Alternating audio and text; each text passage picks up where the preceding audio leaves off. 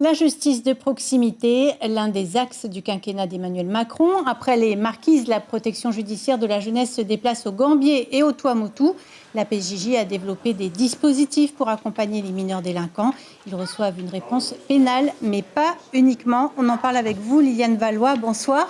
Bonsoir. Vous dirigez le service de la protection judiciaire de la jeunesse. Vous suivez en tout 600 jeunes. Quel type de délits ont-ils commis ? Alors, majoritairement des délits d'appropriation, c'est-à-dire des vols. Il y a aussi des agressions et puis il y a aussi, dans les motifs de poursuite, des infractions à la législation des stupéfiants. Voilà, c'est les 3 principaux motifs de poursuite. On pense, en tant qu'habitant de Tahiti, on pense beaucoup aux bagarres en ville ou devant les collèges. Est-ce que ces jeunes sont concernés également ? Alors, ils devraient l'être. Parfois, ils le sont, mais au regard de la fréquence de ces éléments-là justement dans les informations, on voit qu'il y a un écart entre ce qui peut se passer effectivement sur la voie publique et la saisine de la justice. Donc, il n'y a pas toujours des dépôts de plainte et ces jeunes ne sont pas forcément suivis, ce qui est dommageable pour la suite de leur parcours. Oui, parce que c'est tout l'objet de votre mission. Vous accompagnez les jeunes qui sont justement redevables en termes devant la justice. Oui, en fait, les missions de la protection judiciaire de la jeunesse, c'est de mettre en œuvre des décisions judiciaires dans le cadre pénal principalement et d'aider à la décision des magistrats. Après, la mission de la PJJ peut s'étendre davantage aussi à ce qu'on appelle l'ensemble des jeunes sous main de justice, des jeunes qui sont en difficulté, que ce soit parce qu'ils ont des problèmes en lien avec leur éducation ou que ce soit parce qu'ils ont des problèmes avec la justice. Mais est-ce que les profils sont les mêmes à Tahiti et dans les îles ? Alors, globalement, les profils sont à peu près les mêmes. Alors, les difficultés, évidemment, ne sont pas tout à fait les mêmes. L'accès à la formation, à l'emploi, l'oisiveté, elle est plus grande, effectivement, dans les archipels. Et il faut savoir que l'absence d'activité et de projet est forcément une cause de réitération évidente. Vous apportez une réponse pénale, mais souvent, vous vous apercevez que le mineur délinquant est aussi une victime. Comment l'accompagnez-vous ? Alors, il est vrai que la réponse pénale, c'est important. Il faut effectivement signifier à un jeune lorsqu'il a commis un acte qui porte préjudice à la société, à une victime, faire comprendre à ce jeune qu'une victime existe. Mais il faut aussi comprendre pourquoi ce jeune est passé à l'acte, parce qu'il ne suffit pas de dire à un jeune il faut arrêter ou éventuellement de l'écarter de la société pour que, je pense à la prison ou à d'autres modes de réponse. Il ne suffit pas de faire ça pour résoudre le problème.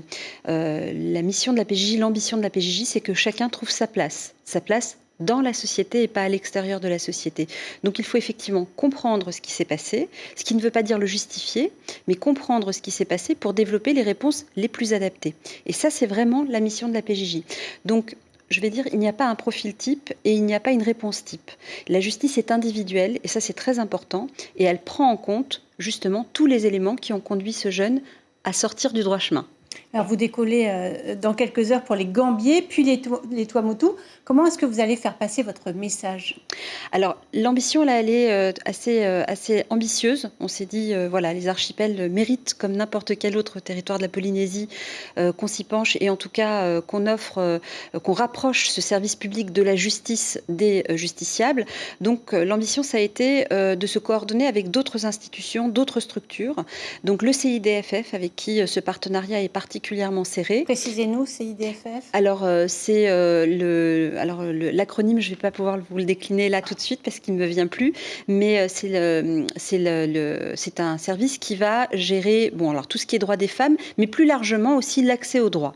Et d'ailleurs, dans cette mission justice de proximité, les personnes qui nous accompagnent vont décliner cet accès aux droits, vont permettre de répondre à des questions et éclairer les gens qui souhaitent en tout cas venir se renseigner sur toutes les questions de droit. Pourquoi vous sollicitez les habitants des îles à venir vous voir ? Oui, alors l'idée c'est vraiment de fédérer tous ces partenaires, le CIDFF, l'association d'aide aux victimes qui est la PAGE, le Fareta Maho dans sa mission de maison des adolescents, des structures associatives sportives. Voilà l'idée, et alors en partenariat évidemment avec la DSFE, avec tout le secteur médical. Et l'idée c'est qu'on fasse comprendre que c'est l'action de l'ensemble de ces partenaires autour des jeunes qui va permettre de répondre à leurs besoins, pas des actions individuelles et échelonnées.